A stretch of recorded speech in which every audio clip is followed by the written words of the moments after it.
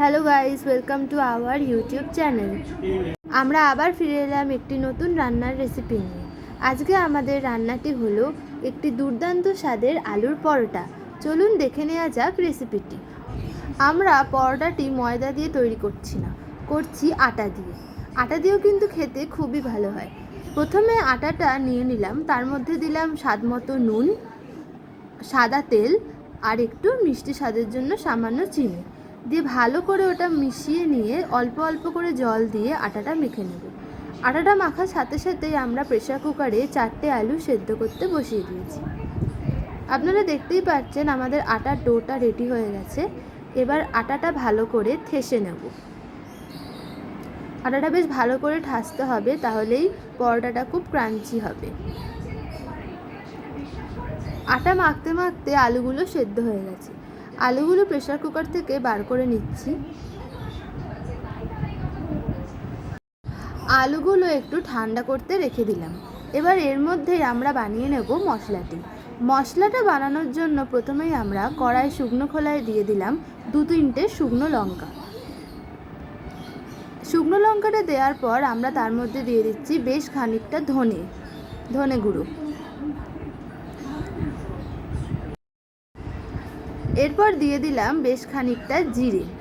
এবার এগুলো ভালো করে নাড়িয়ে নেব। শুকনো খোলায় ভালো করে এগুলো নাড়িয়ে নিচ্ছি।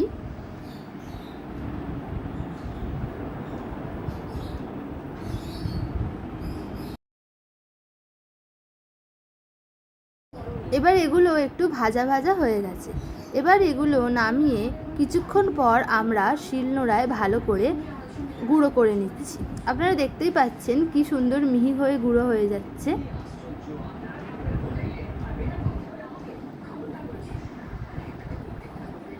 দিয়ে রেডি হয়ে এইভাবেই খুব সহজভাবে তৈরি হয়ে গেল আমাদের ভাজা মশলা। এইবার একটুখানি পেঁয়াজ কুচিয়ে নেব। কড়ায় সামান্য একটু তেল দিয়ে পেঁয়াজ কুচিটা দিয়ে একটু ভালোভাবে নেড়ে নেব। এবার তার মধ্যে দিয়ে দেব অল্প একটু আদা বাটা। একটু নাড়িয়ে নিয়ে এর মধ্যে দিয়ে দিচ্ছি একটু টমেটো কুচি। দিয়ে দিলাম একটু স্বাদ মতো নুন, দিয়ে ভালো করে একটুখানি ভাজা ভাজা করে নিচ্ছি।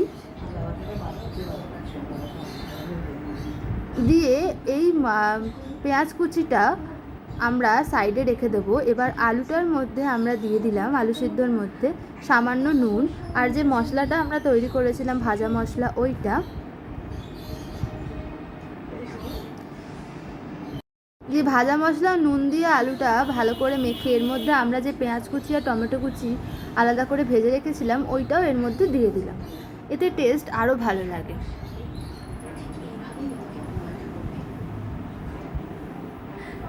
ওটা দেওয়ার পর টমেটো আর পেঁয়াজ কুচিটাও আলুর সাথে বেশ ভালো করে মেখে নিচ্ছি।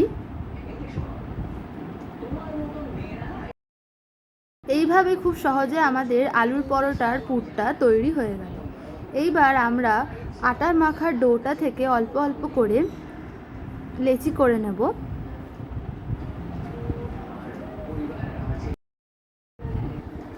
এইবার লেচিগুলোতে অল্প অল্প করে আমি আলুর পুরটা দিয়ে দিচ্ছি। দিয়ে ভালো করে মুখটা বন্ধ করে দেব।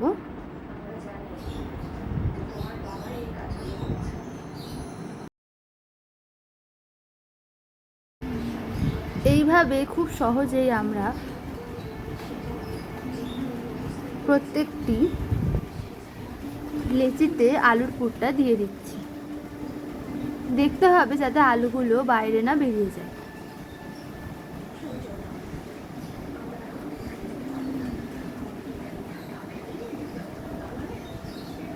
এইভাবেই আমরা বাকি লেচিগুলিতে আলুর পুর ঢুকিয়ে দিলাম।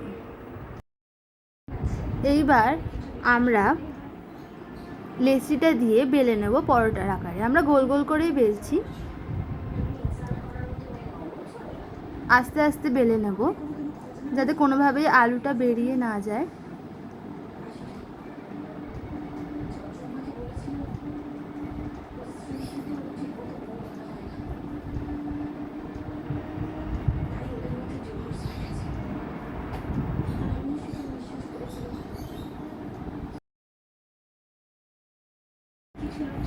এবার কড়ায় দিয়ে দিলাম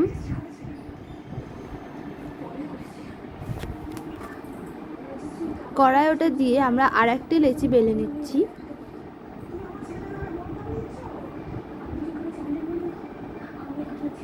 দিয়ে এপিট ওপিট করে প্রথমে সেঁকে নেব, তারপর ওপর দিয়ে সাদা তেল ছড়িয়ে দিচ্ছি। আপনারা এর বদলে মাখনও ব্যবহার করতে পারেন।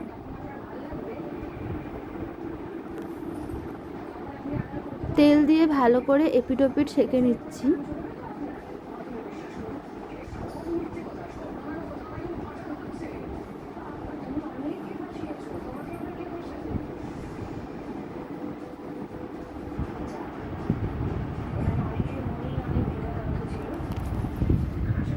বেশ কিছুক্ষণ ধরে ভালো করে এপিট ওপিট ভেজে নিচ্ছি।